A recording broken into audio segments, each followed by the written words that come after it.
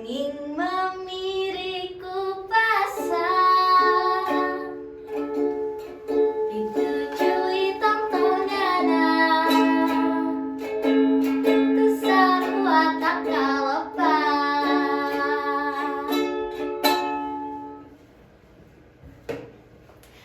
Assalamualaikum warahmatullahi wabarakatuh. Halo teman-teman sekota Tangerang dan Dewan Juri yang saya hormati. Apa kabarnya? Semoga selalu dalam keadaan sehat dan bahagia ya. Salam sehat dan salam budaya bagi kita semua. Perkenalkan, nama saya Pamela Romesa Ayeda. Saya berasal dari SMP IT Tunas Harapan Ilahi. Omong-omong, teman-teman tahu tidak sih judul dari lagu yang saya nyanyikan bersama ukulele tadi? Judul dari lagu yang saya nyanyikan tadi adalah lagu Angin Mamiri, yaitu lagu daerah yang berasal dari Sulawesi Utara, tepatnya di Kabupaten Sopeng. Tapi, selain dari lagu daerahnya, yuk kita kenalan dengan salah satu cerita rakyat yang penuh makna. Sebuah dongeng dari Kapuku Indonesia yang berjudul Nenek Pakande. Cerita ini saya ambil dari karya Kak Widyaros. Siapkah mendengarnya? Kalau siap, pasang telinga baik-baik ya. Alkisah. Pada suatu masa di daerah Sopeng, hiduplah seorang nenek siluman pengadut aliran gaib. Iya, suka memakan anak-anak. Ih, seram. Demi mempertahankan kesaktiannya, ia harus terus-menerus melahap daging anak-anak. Akulah Nenek Pakande. Kalau ada anak-anak yang belum masuk pada waktu maghrib, akan aku santap. Pada suatu hari, ketika waktu maghrib hampir tiba, terlihat seorang anak kecil bernama Cakra yang sedang asyik bermain di teras rumahnya. Sang ibu yang sedang menepi pun mengingatkan, "Nah, pulang nak. Saya sebentar lagi maghrib nak."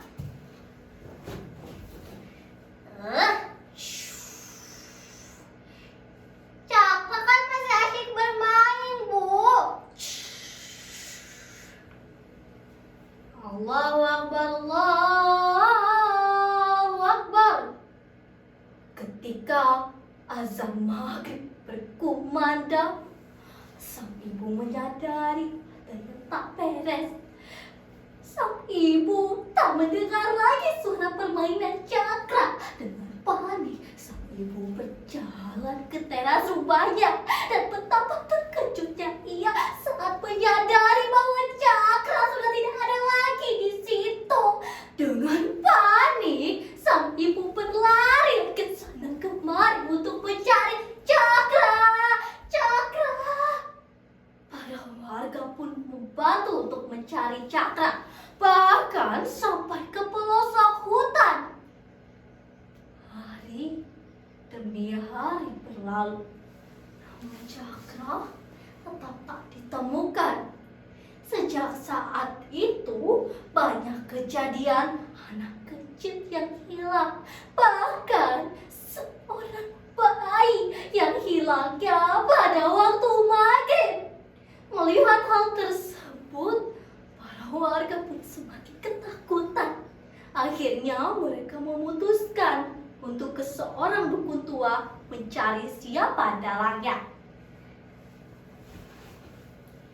Wah, saya Pak Tukul sedang mencari pencuri.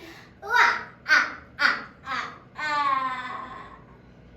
ini semua berkat nenek Pak Kade. Karena nenek Pak Kade, anak-anak kalian hilang. Mendengar hal tersebut, para warga semakin resah. Bagaimana tidak?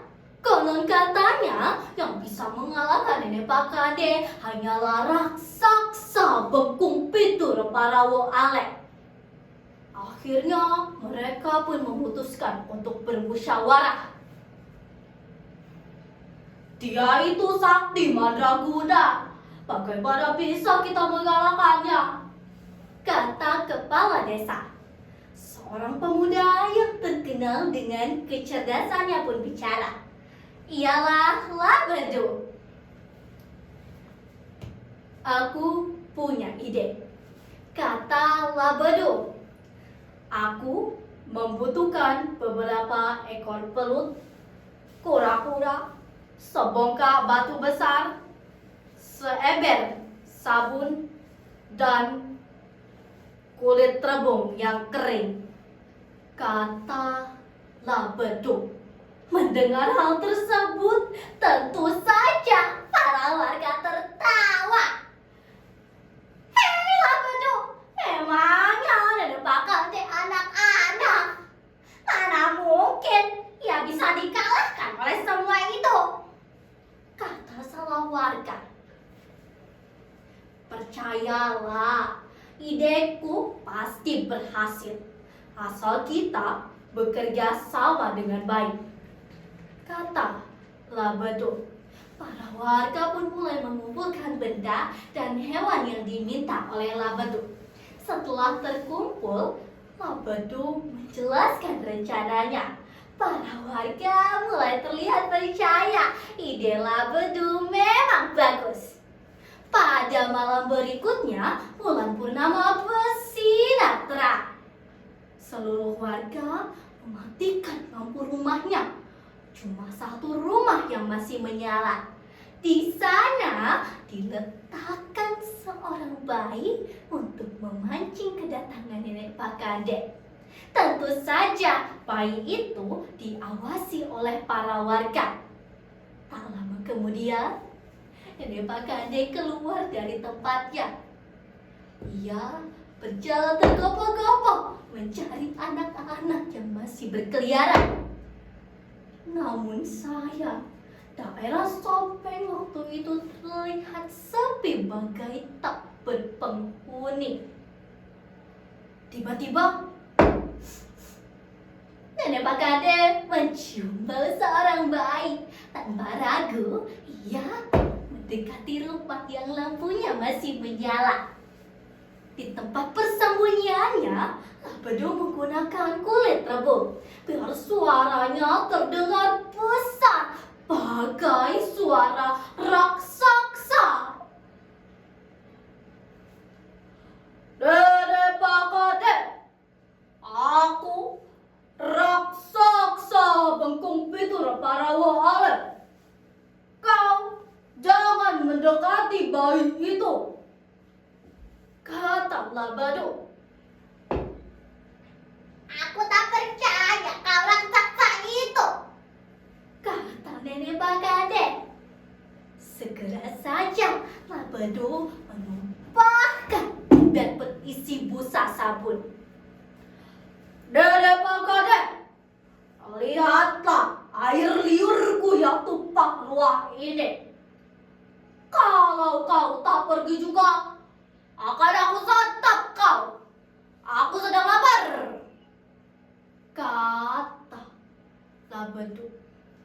Sebenarnya nenek Pak Kade sangat ketakutan, namun nenek Pak Kade sangat ingin mendekati bayi itu. Dengan suara gemetaran, ia berkata, aku tak percaya kau raksasa itu. Kau pasti manusia yang menyamar menjadi raksasa, kata nenek Pak Kade. Lalu Bedu menjatuhkan beberapa ekor kura-kura. Nenek Pak Kade, kau membuatku marah sampai kepalaku gatal. Lihatlah kutu-kutuku yang berjatuhan ini. Kutu-kutu yang dimaksudlah Bedu adalah kura-kura. Melihat kutu-kutu yang sangat besar, Nenek Pak Kade semakin takut. Segera saja Nenek Pak Kade berbalik arah menuju pintu. Ketika Nenek Pak Kade berjalan, Nenek Pak Kade tidak tahu kalau sebenarnya para warga telah membuat jebakan. Ketika Nenek Pak Kade berjalan, Nenek Pak Kade terjatuh, terpeleset oleh belut dan tertiban oleh batu. Aduh, badanku sakit semua. Kata Nenek Pak Kade.